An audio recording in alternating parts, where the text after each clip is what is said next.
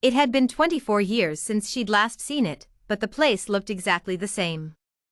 With the ever-changing climate surrounding the old, rustic, building, you'd think it would be weathered down a bit.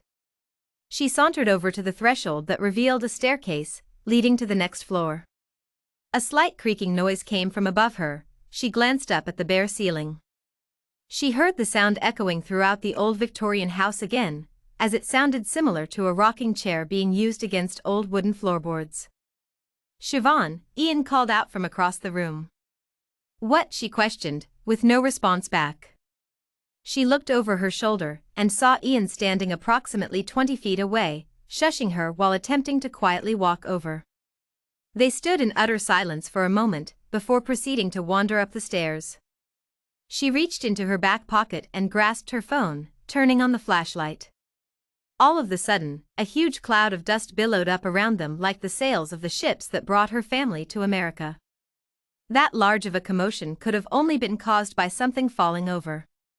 Siobhan stopped in her tracks, slowly peering into the open room. A box laid in the center of the room, with a large chandelier hanging above. She entered the room, walking to where the box was.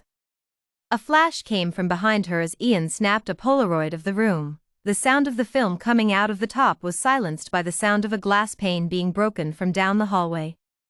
The crash grabbed both Ian and Siobhan's attention immediately. With fear in her eyes, she stood as solid as a statue in the empty room. What was heard next was the slapping of Ian's feet as he ran to see what could have caused this new noise.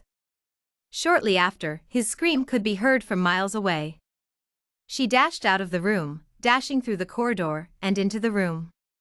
A man, who looked to be in his late 60s, stood in a corner. He had what was only to be described as drooping eyes, with fried and frizzy black hair.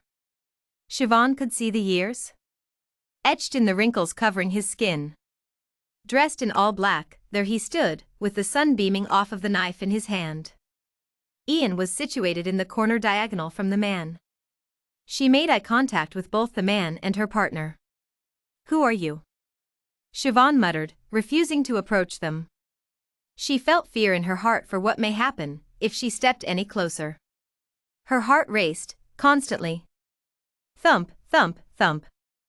Thoughts clouded her mind. What if she knew him? There had been no knowledge of another person, besides Siobhan and her boyfriend in or around the house. Before they entered the house, they did a clear area search of the premises for any homeless people who may have taken shelter there. Nothing. So how did this man find his way into here? Looking at Ian, he was incredibly uncomfortable. Fear struck his eyes, and his body language resembled that of someone who is having an anxiety attack. "I'm the groundskeeper. I must be going," he exclaimed. Without leaving time for a response, he quickly walked past and rushed down the stairs. The groundskeeper's family lived in that house for centuries. It was supposed to be abandoned, but Siobhan's grandma and grandpa moved in. With this information, out of spite, he displayed his anger onto the fellow members who resided in that house. Anyone who stepped foot would more than likely not make it out alive. For the image of the groundskeeper was always around. Lurking through the shadows, lingering throughout the night, nobody could get a break from him. The next thing that was heard was the slamming of the oak door.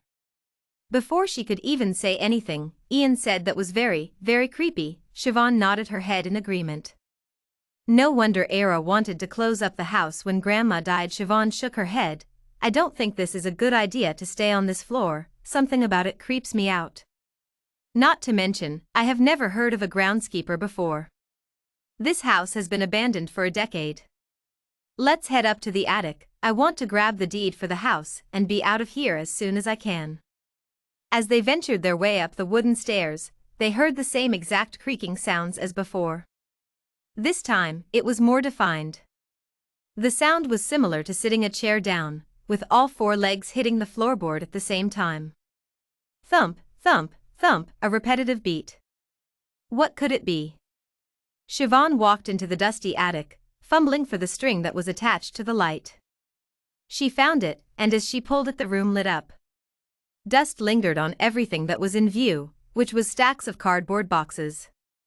Siobhan delicately walked across the rotted boards and slowly maneuvered over to the stack, and she peeled back a piece of cardboard that had been stuck to the wall. Instead of finding the deed, she found a gaping hole.